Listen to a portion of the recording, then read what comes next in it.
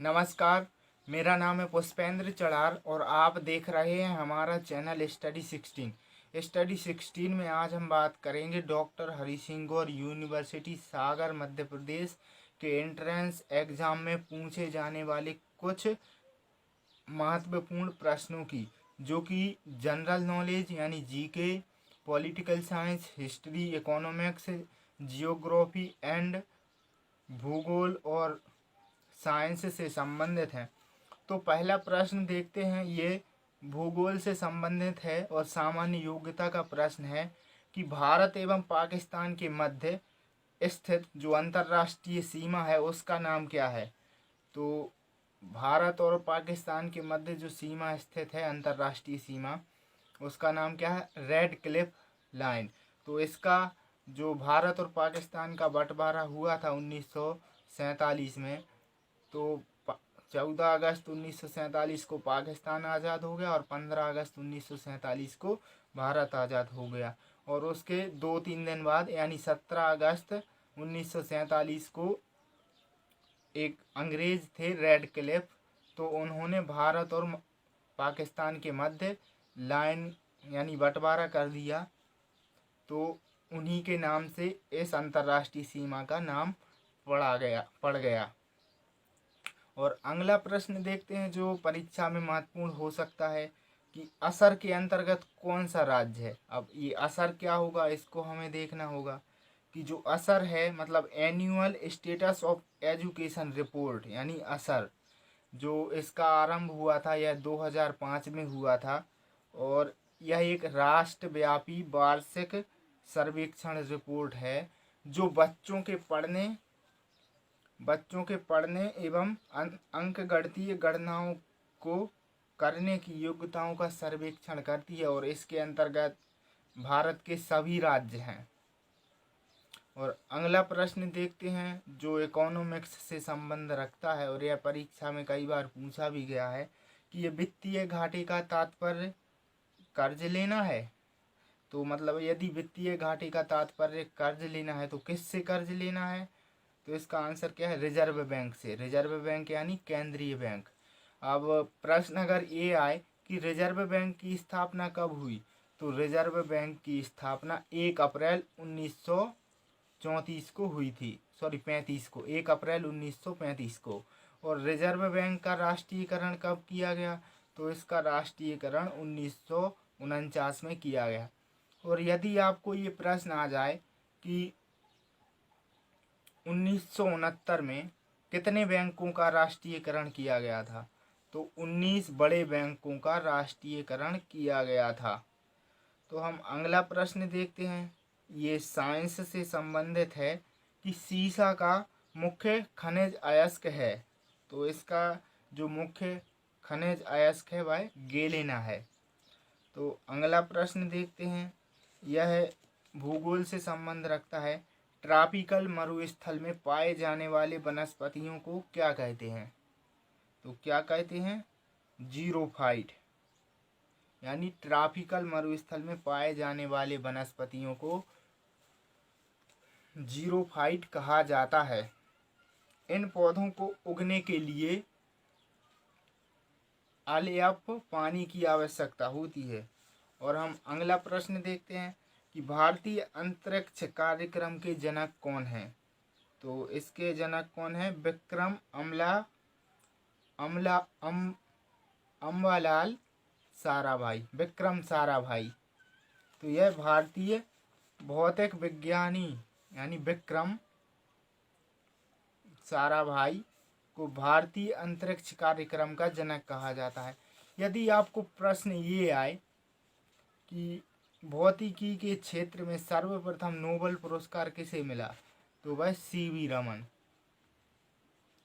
और यदि प्रश्न ये आ जाए, ये 10वीं में आपने साइंस में पढ़ा होगा कभी, कि ऐसे वैज्ञानिक का नाम बताइए जो बाद में भारत के राष्ट्रपति बने, तो उनका नाम क्या है? APJ अब्दुल कलाम, जो कि 2002 में भारत के राष्ट्रपति बने। अब अगला प्रश्न देखते हैं, यह हिस्ट्री से संबंधित क्वेश्चन है कि जूनागढ़ शिलालेख के अनुसार चंद्रगुप्त मौर्य के निम्नलिखित में से किस गवर्नर ने उस स्थान में प्रसिद्ध सुदर्शन झील का निर्माण किया। सुदर्शन झील का निर्माण किया तो किसने किया? कौन से गुप्त ने? जो शक शासक थे रुद्रदामन के जूनागढ़ अभिलेख से पता चलता है कि चंद्रगुप्त मौर्य ने सौराष्ट्र प्रांत में सुदर्शन झील का निर्माण कराया था। और इस समय यहाँ का गवर्नर कौन था? तो वह थे पुंस्य गुप्त वैश्य। तो अगला प्रश्न देखते हैं, यह है संविधान से संबंधित प्रश्न है और ये परीक्षा में पूछा जा सकता है कि निम्न में से कौन आनुपातिक प्रतिनिधित्व प्रणाली के एकल संक्रमणी मत पद्धति से नहीं चुना जाता है? तो बताइए भाई यहाँ पे कौन नहीं चुना जाता है? तो भारत का जो राष्ट्रपति है वह एकल संक्रमणीय मत पद्धति के आधार पर अप्रत्यक्ष निर्वाचन से चुना जाता है। और भारत के उपराष्ट्रपति भी एकल संक्रमणीय मत पद्धति के आधार पर चुने जाते हैं अनुच्छेद 55 के अनुसार। और जो नगर निगम के सदस्य हैं वह नहीं चुने जाते हैं। और जो राज्यसभा के सांसद हैं वह भी एकल संक्रमणीय मत पद्धति के अनुसार चुने जाते हैं। तो इस प्रकार से, और राष्ट्रपति के जो चुनाव के निर्वाचक मंडल के सदस्य हैं वो, तो प्रश्न ये आए कि भाई एकल संक्रमणीय मत पद्धति क्या है, जिसमें मतलब अप्रत्यक्ष रूप से मतदान हो, और राष्ट्रपति को एकल संक्रमणीय मत पद्धति के आधार पर चुना जाता है। और अगला प्रश्न देखते हैं, यह प्रश्न है हिस्ट्री का। तो हिस्ट्री का प्रश्न है कि फायान का आगमन किसके काल में हुआ? तो जो फायान थे यह चीनी यात्री थे, तो इनका जो आगमन था उनका चंद्रगुप्त द्वितीय के समय पर, चंद्रगुप्त द्वितीय विक्रमादित्य के समय पर इनका आगमन हुआ। और इनकी एक फेमस पुस्तक है, क्या पुस्तक का नाम मुझे याद नहीं है कि इनकी पुस्तक क्या है। और इनके विदेशी विवरण से बहुत सारे इतिहास की जानकारी भी मिलती है। तो यह जो फायान थे यह चीनी यात्री थे। और अगला प्रश्न देखते हैं कि वह नृपति कौन था जिसने मध्य एशिया तक शासन किया? तो कौन थे वे? कनिष्क। कनिष्क ने मध्य एशिया में शासन किया। अब उनकी थोड़ी व्याख्या देखते हैं कि कैसे उनने मध्य एशिया तक शासन किया। कनिष्क ने चीन के कुछ क्षेत्र की विजय की थी। मतलब कनिष्क जो राजा था, भारत के इतिहास में इसका नाम मिलता है। तो इन्होंने चीन के कुछ हिस्से पर भी विजय प्राप्त कर ली थी। उसने खोतान, यारकंद एवं कासगढ़ पर आधिपत्य स्थापित किया। और इसकी विजय की पुष्टि चीनी यात्री हेनसांग के विवरण से प्राप्त होती है। तो इस प्रकार से कनिष्क ने चीनी और मतलब मध्य एशिया पर शासन किया।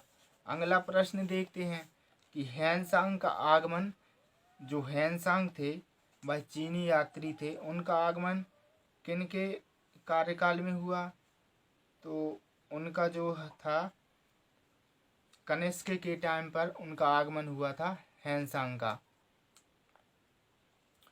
तो अगला प्रश्न देखते हैं कि अगला प्रश्न क्या है। तो पुलकेशन द्वितीय को पराजित करने वाला राजा कौन था? किसने पुलकेशन द्वितीय को पराजित किया? तो वह था नरसिंह वर्मन ने पुलकेशन द्वितीय को पराजित किया था। और कब? उनने पल्लव पर आक्रमण किया था।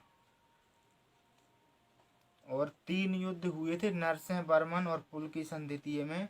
तो तीनों में पुलकेशन द्वितीय परास्त हुआ था। और इस प्रकार से हम अगला प्रश्न देखते हैं, मोहम्मद बिन कासिम कौन था? तो मोहम्मद बिन कासिम कौन था? तो वह थे अरबी। तो जो 712 ईस्वी में सिंध पर मोहम्मद बिन कासिम ने आक्रमण किया, यह भारत पर पहला मुस्लिम आक्रमण था मोहम्मद बिन कासिम का। और इस आक्रमण ने सिंध पर शासन किया और सिंध पर अरबों का अधिकार हो गया। तो अगला प्रश्न देखते हैं, कौन विद्वान था, ऐसा कौन विद्वान था जो महमूद गजनबी के साथ भारत में आया था? तो ऐसा कौन सा विद्वान था जो महमूद गजनबी के साथ भारत आया था? तो वह था अल बरूनी। तो जब अल अल बरूनी ने अपनी पुस्तक लिखी थी तहकीकात ए हिंद, और यह परीक्षा में आ सकता है कि तहकीकात ए हिंद किसकी पुस्तक है। और जो महमूद गजनवी थे तो इन्होंने 1026 ईस्वी में सोमनाथ मंदिर, गुजरात का प्रसिद्ध मंदिर है सोमनाथ मंदिर, उस पर आक्रमण किया था। अब हम अगला प्रश्न देखते हैं कि एकता प्रथा किसने प्रारंभ की? तो इसका आंसर क्या होगा? इल्तुतमिश। इल्तुतमिश ने एकता प्रथा को प्रारंभ किया। और हम अगला प्रश्न देखते हैं कि दिल्ली सल्तनत में एकता प्रथा का आरंभ सर्वप्रथम इल्तुतमिश ने किया, और इसकी परिभाषा किसने दी? निजाम उल मुल्क ने। सियासतनामा एक पुस्तक है और इसके लेखक कौन है? निजाम उल मुल्क ने। अगला प्रश्न देखते हैं, यह विश्व का मतलब कि विश्व की सबसे बड़ी नदी प्रणाली है, यानी नदी है। तो विश्व की सबसे बड़ी नदी कौन सी है? तो वह है अमेजन नदी। विश्व की सबसे बड़ी नदी है अमेजन नदी, और यह ब्राजील में स्थित है। और यदि प्रश्न ये आ जाए कि भारत की सबसे बड़ी नदी कौन सी है, तो इसका आंसर क्या होगा? गंगा नदी। और यदि प्रश्न ये आ जाए कि दक्षिण भारत यानी जो साउथ इंडिया है उसकी सबसे बड़ी नदी कौन सी है, तो उसका आंसर क्या होगा? गोदावरी। और यदि प्रश्न ये आ जाए कि पश्चिम की ओर बहने वाली, जो पश्चिम है यानी गुजरात साइड बहने वाली सबसे बड़ी नदी कौन सी है, तो इसका आंसर क्या होगा? नर्मदा। अगला प्रश्न देखते हैं, अभ्रक के उत्पादन में भारत का कौन सा स्थान है? तो अभ्रक के उत्पादन में भारत का प्रथम स्थान है। अब हम अगला प्रश्न देखते हैं कि भारत की प्रमुख कोयला खाने जिन राज्यों में है वे हैं, मतलब भारत के बहुत से राज्यों में कोयला की खाने हैं, जैसे बिहार और मध्य प्रदेश में प्रमुखता से कोयला की खाने हैं। जैसे बिहार में राजीगंज, झरिया तथा बोकारा, एवं मध्य प्रदेश में सिंगरौली, उमरिया और सोहागपुर तथा कोरबा आदि उल्लेखनीय हैं। तो हम अगला प्रश्न देखते हैं कि बॉम्बे हाई जिससे संबंधित है वह क्या है? तो बॉम्बे हाई एक खनिज तेल है और वह खनिज तेल उत्पादन से संबंधित है। अगला प्रश्न देखते हैं कि सेशेल्स द्वीप स्थित है। सेशेल्स द्वीप कहाँ पर स्थित है, यानी किस महासागर पर स्थित है? तो उसका आंसर क्या है? हिंद महासागर। हिंद महासागर में सेशेल्स द्वीप स्थित है। तो अब हम अगला प्रश्न देखते हैं, प्रायद्वीपीय भारत की अधिकतर नदियों का मुख्य जल विभाजक स्थित है। तो वह कहाँ स्थित है? पश्चिमी घाट में। पश्चिमी घाट में जैसे कौन कौन सी नदियाँ आएंगी कि भारत की अधिकतर नदियाँ जैसे महानदी, गोदावरी, कृष्णा, नर्मदा, ताप्ती, वैनगंगा, तुंगभद्रा, साबरमती, जो आदि नदी हैं, इनका जो जल है वह पश्चिम की ओर बहता है। तो हम अगला प्रश्न देखते हैं, यह भूगोल से संबंधित है कि पश्चिमी भारत का दक्कन ट्रैप मुख्यतः निर्मित है। किससे निर्मित है? तो वह ज्वालामुखी शैली से निर्मित है। दक्कन का जो लावा पठार सामान्यतः समरूप उच्चावच का क्षेत्र है। और हम अगला प्रश्न देखते हैं, ओजोन परत। ओजोन परत पृथ्वी की 3 परतें हैं, ओजोन परत, भूपर्पटी और एक और है। तो प्रति वर्ष 7% की दर से अवक्षय के कारण उसमें 10 मिलियन किलोमीटर आकार का एक बड़ा छिद्र बन गया है। यह छिद्र अब स्थित है। तो कहाँ पर स्थित है? वह ध्रुवों पर स्थित है। और हम अगला प्रश्न देखते हैं कि वायुमंडल की अधिकांश ओजोन मिलती है, तो वह कहाँ पर मिलती है? क्षोभ सीमा में, क्षोभ सीमा में मिलती है अधिकांश ओजोन। और अगला प्रश्न देखते हैं, यह इकोनॉमिक्स से संबंधित है। राजस्व बजट घाटे का तात्पर्य क्या है? तो राजस्व व्यय की, राजस्व आय पर वृद्धि, जो राजस्व का व्यय होता है उसमें आय ज्यादा हो जाती है तो उसे राजस्व बजट घाटा कहते हैं। अगला प्रश्न देखते हैं, राष्ट्रीय आय की गणना होती है, तो कैसे होती है राष्ट्रीय आय की गणना? प्रचलित एवं स्थिर दोनों कीमतों पर। और राष्ट्रीय आय की गणना प्रति वर्ष होती है, और कौन करता है? भारत का केंद्रीय सांख्यिकी संगठन भारत में राष्ट्रीय आय की गणना करता है। तो हम अगला प्रश्न देखते हैं कि आर्थिक कल्याण का श्रेष्ठ सूचक है, तो आर्थिक कल्याण का श्रेष्ठ सूचक कौन है? तो वह है प्रति व्यक्ति आय, प्रति व्यक्ति वास्तविक आय आर्थिक कल्याण का सूचक है। मतलब कि अगर व्यक्ति की आय बढ़ेगी तभी तो देश का आर्थिक विकास होगा। तो हम अगला प्रश्न देखते हैं, यदि प्रश्न ये पूछा जाए कि राष्ट्रीय आय, व्यक्तिगत आय को, प्रति व्यक्ति आय को मापने के लिए क्या सूत्र होगा? तो इसका सूत्र होगा प्रति व्यक्ति आय बराबर कुल आय बटे कुल जनसंख्या। मतलब कुल आय में कुल जनसंख्या का भाग दे दिया जाएगा तो प्रति व्यक्ति आय ज्ञात हो जाएगी। अब अगला प्रश्न देखते हैं, भारत में बढ़ते हुए बजट घाटे का प्रमुख कारण क्या है? भारत में जो बजट घाटा बढ़ रहा है तो उसका प्रमुख कारण क्या है?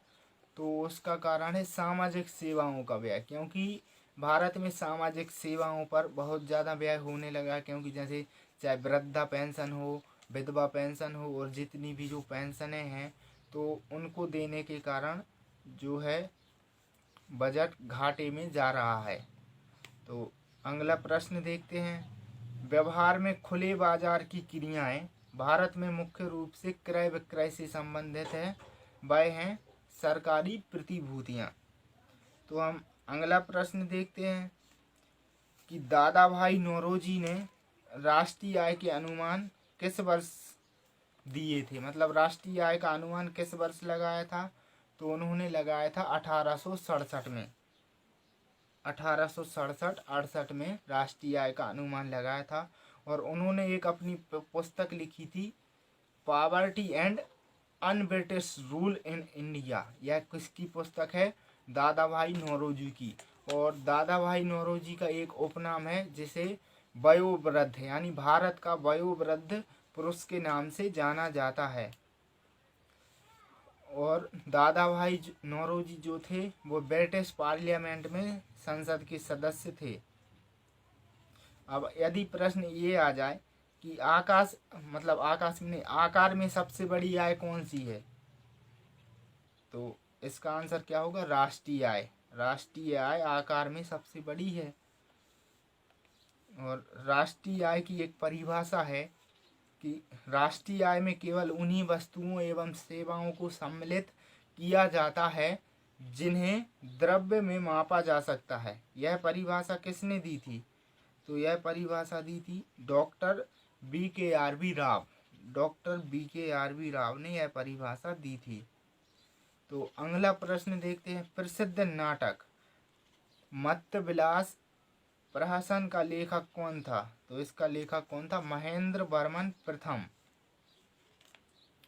अगला प्रश्न देखते हैं, न्याय के लिए बादशाह से सीधे फरियाद करने का अधिकार निम्न में से किसने प्रदान किया? तो इसका आंसर क्या होगा? अकबर एवं जहांगीर। अकबर एवं जहांगीर ने प्रजा को सीधा आवेदन देने का अधिकार प्रदान किया।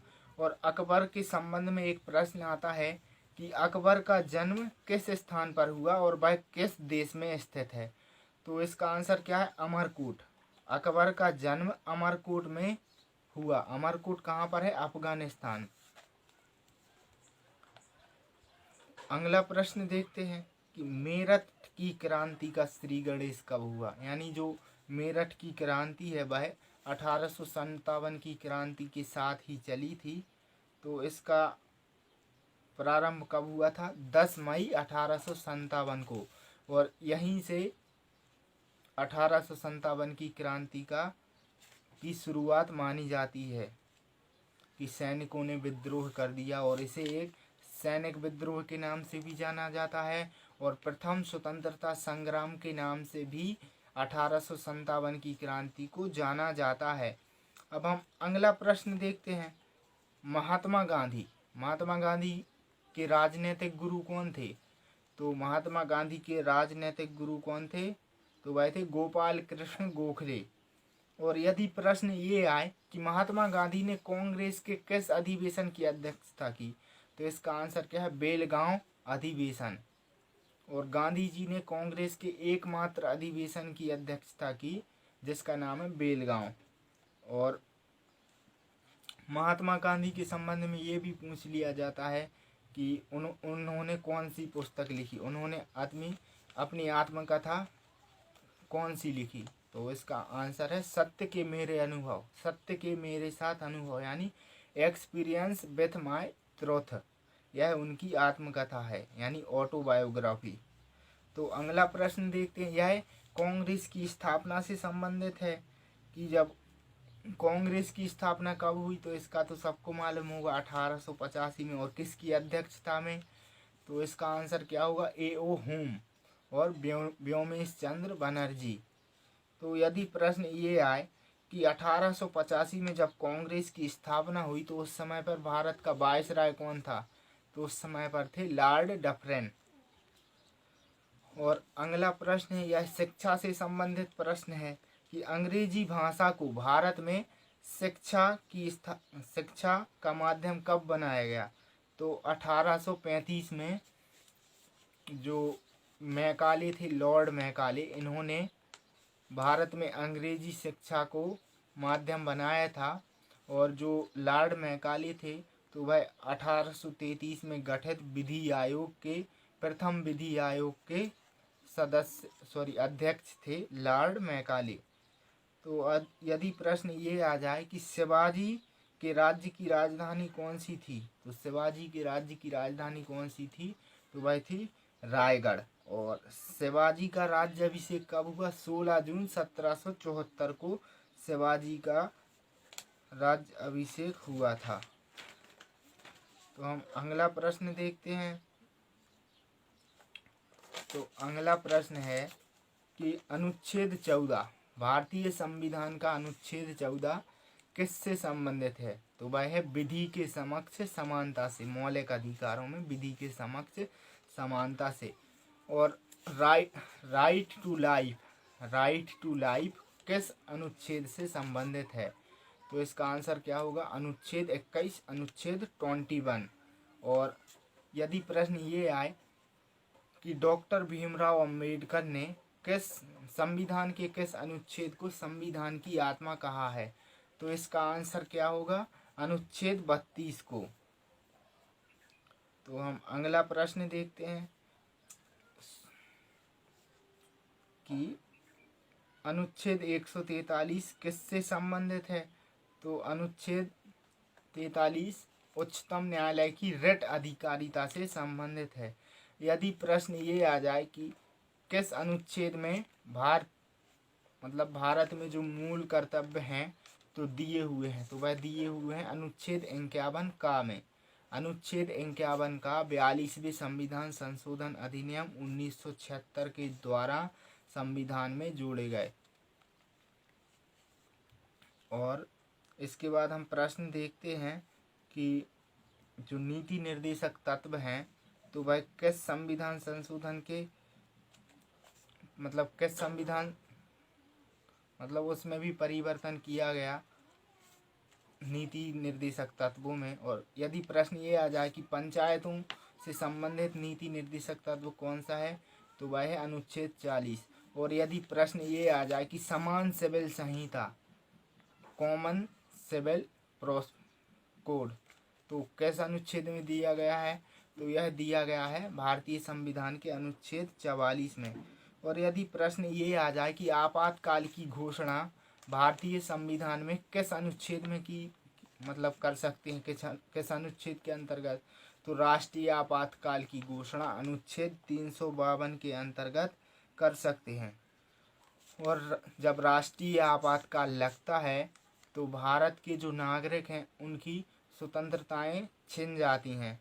जैसे कि सिर्फ अनुच्छेद 20-21 के अंतर्गत जो स्वतंत्रताएं प्राप्त हैं बस वही स्वतंत्रताएं बनी रहती हैं और बाकी की सभी स्वतंत्रताएं आपातकाल लगने के साथ यानी आपातकाल की घोषणा के साथ ही समाप्त हो जाती हैं। और राज्यों में जो राष्ट्रपति शासन लगाया जाता है तो वह किस अनुच्छेद के अंतर्गत लगाया जाता है, तो जो राष्ट्रपति शासन लगाया जाता है राज्यों में वह संविधान के अनुच्छेद 356 के अंतर्गत लगाया जाता है राष्ट्रपति शासन। और अनुच्छेद 360 के अंतर्गत कौन सा आपातकाल लगाया जाता है, तो अनुच्छेद 360 के अंतर्गत वित्तीय आपातकाल लगाया जाता है। और हालांकि वित्तीय आपातकाल कभी भी अभी भारत में एक भी बार नहीं लगा है। और यदि प्रश्न ये आ जाए कि किस अनुच्छेद में दिया गया है कि राष्ट्रपति प्रधानमंत्री की नियुक्ति करेगा, इसका प्रावधान किस अनुच्छेद में दिया गया है, तो इसका प्रावधान दिया गया है अनुच्छेद 75 में। अनुच्छेद 75 में कहा गया है कि लोकसभा में बहुमत प्राप्त दल के नेता को राष्ट्रपति आमंत्रित करेगा और उसे प्रधानमंत्री नियुक्त करेगा। और भारतीय संविधान में संशोधन किस अनुच्छेद के अंतर्गत होते हैं, तो भारतीय संविधान में संशोधन अनुच्छेद 368 के अंतर्गत होते हैं। और यदि प्रश्न ये आ जाए कि यह प्रावधान संविधान के किस अनुच्छेद में किया गया है कि भारतीय क्षेत्र के सभी न्यायालय उच्चतम न्यायालय द्वारा घोषित विधि से बाध्य हैं, यानी जो भारत में जो भी न्यायालय हैं वह उच्चतम न्यायालय से बाध्य हैं। तो इसका आंसर क्या है, अनुच्छेद 141। और हम अगला प्रश्न देखते हैं, विधि के सम्मुख समानता का अधिकार संविधान के किस अनुच्छेद में दिया गया है, तो इसका आंसर क्या होगा, इसका आंसर होगा अनुच्छेद 14। अनुच्छेद 14 में विधि के समक्ष समानता को निर्धारित किया गया है कि सभी व्यक्ति विधि के समक्ष समान होंगे। और अस्पृश्यता का निषेध किस अनुच्छेद के अंतर्गत किया गया है, तो इसका निषेध किया गया है भारतीय संविधान के अनुच्छेद 17 के अंतर्गत। और भारतीय संविधान के अनुच्छेद 18 के अंतर्गत उपाधियों का अंत किया गया है।